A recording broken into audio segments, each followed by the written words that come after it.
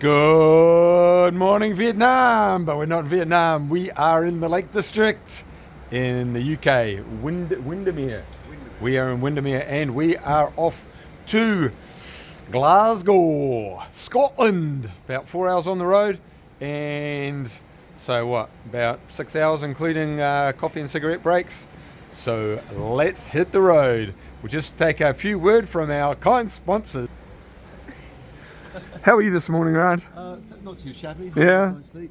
Looking forward to the road today. Excellent. Never been to Scotland before. No. Scottish. No. Scared of that prospect. 52 years on the planet, first time to Scotland. Oh no, well they don't like us. Yeah. Anyway. Even your young fiance's been to Scotland and you haven't. It's terrible, isn't it? Yeah? Oh no. What are we in for in Scotland? Scottish people. Scottish people. Haggis. Deep fried Mars bars. Hopefully I'll be proved wrong. It'll be lovely.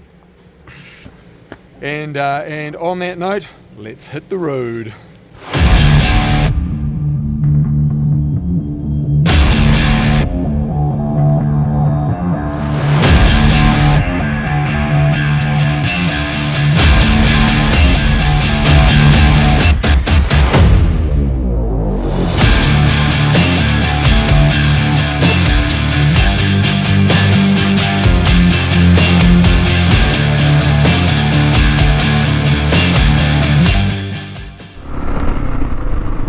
And north we head to Scotland, Bonnie, Scotland.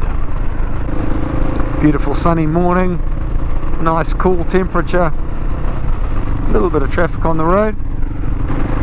Not quite sure what kind of roads we've got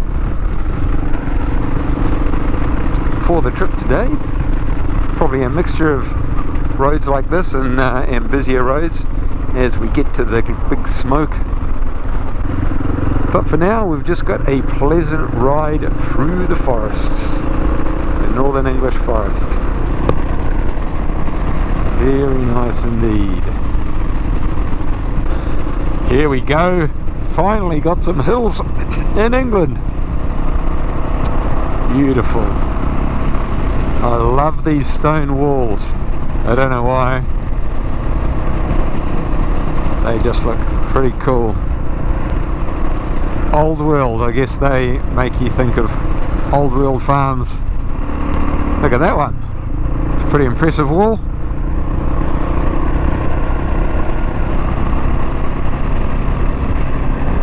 Beautiful old stone buildings. Look at that. Awesome. We're on the way to Scotland, because I would ride 500 miles and then I ride 500 more just to get to Glasgow and to have a beer with old mate Jim boy. Here we go. Sorry about the accent, Jim. Okay, I know we're not in Scotland yet, but I think this is what we're in for.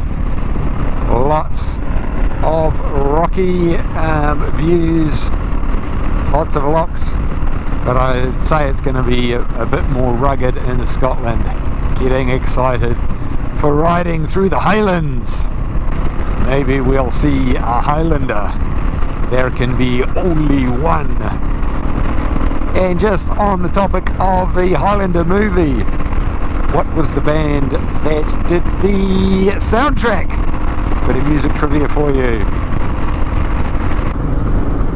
And we are in Scotland! Just like that. Woo! Doesn't look too different at the moment.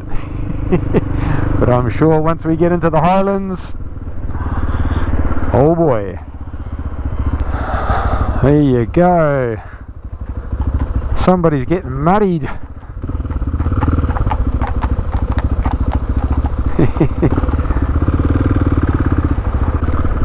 Don't know where Grant's going. Shop everyone goes on about. Have you heard about this? Oh no. So, because it's harder to marry south of the border, Yeah. loads of British people for years and years and years, if they wanted to elope and go get married, Oh yeah, you were saying, yeah. up here across the border, Uh-huh. and there's no requirement to register for 28 days. Ah. You just get married that day. you want a quick look? Yeah, let's just go. Let's do it. Front of it. So we're here at the famous Gretna Green. Gretna Green since 1754. There you go. Get married quick. Gretna Green and Las Vegas. So, you guys going to do it? I don't think so. Next time. Oh, she's got Right, she's got her ID. I'll probably be coming back this way next Thursday, so any candidates, you know who you are. See you here next Thursday.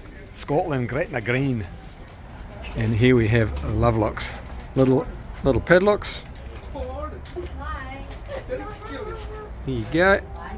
So we've only been in Scotland for about 10 minutes and we are having Scottish sausages. Can't even pronounce it. Look at that.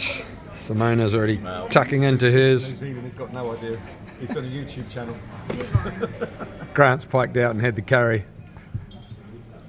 Yes. Piker. He's just been pulled up their Cumberland sausages, not Scottish sausages. Oh. Well, I'm an ignorant Kiwi, so it doesn't make any difference. We're still a way out from Glasgow, but we are in a beautiful wooded area. Some great rolling hills, and we've got the forests up ahead and around abouts. Grant and Simona have taken off like Valentino Rossi. He knows how to ride that scooter. Alrighty, last little leg before we get to Glasgow. And there is a wee announcement for today. We have clocked up 50,000 kilometres since leaving Newcastle in March of last year. 50,000 K! I wasn't quite sure how long the ride was going to be, but my rough estimates were 30,000 miles or 50,000 K, so probably, I don't know, a couple of thousand K left before we wrap up in Ireland. So pretty good estimation. There it is, ladies and gentlemen, Glasgow. It's quite a big looking place actually from up on the hill.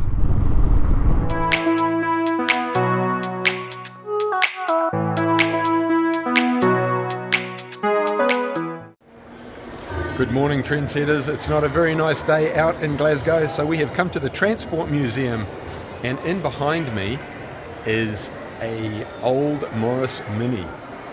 The reason why I'm showing you this car is because this was my very first car. See, it had sliding windows and the interior is pretty basic. There's some great old cars. You've got models of boats, you've got trains, there's even an old Rover up there which we had as a family car back in the 70s. But here's the piece de resistance, the motorcycles. You've got old and new. You've got the old Triumph Bonneville from the 60s or 70s. And even older stuff. And up the top you've got the adventure bike for world travellers. On closer inspection, that looks like Ewan McGregor and Charlie Borman's bikes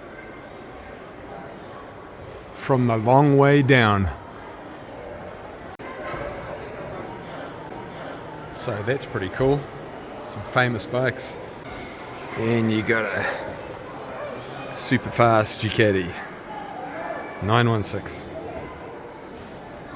Very cool recreations.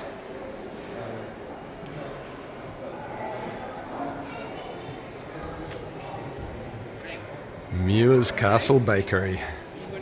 So before text messages there were telegrams, and back in the day telegrams were delivered by motorcycle. This is a telegram motorcycle, and they were ridden by 16-year-old boys that needed permission from their parents to ride them and deliver the telegrams. Alrighty, I hope you enjoyed the Glasgow Transport Museum. There's a few cars we're going to wrap up with. In behind is a Rolls Royce. Look at that beast. Loads of different cars from different eras. But here's the piece de resistance. A Porsche 930 Turbo. That's my next collectible. I'll see you soon. Alrighty, trendsetters. In the middle of Glasgow we have a Kelvin Grove Park. Beautiful little park. The sun still hasn't come out, but over there in front of me, there we have the Stewart Memorial Fountain. Shout out to Colin Stewart if you're watching. Might be some of your history in behind there, Cobber.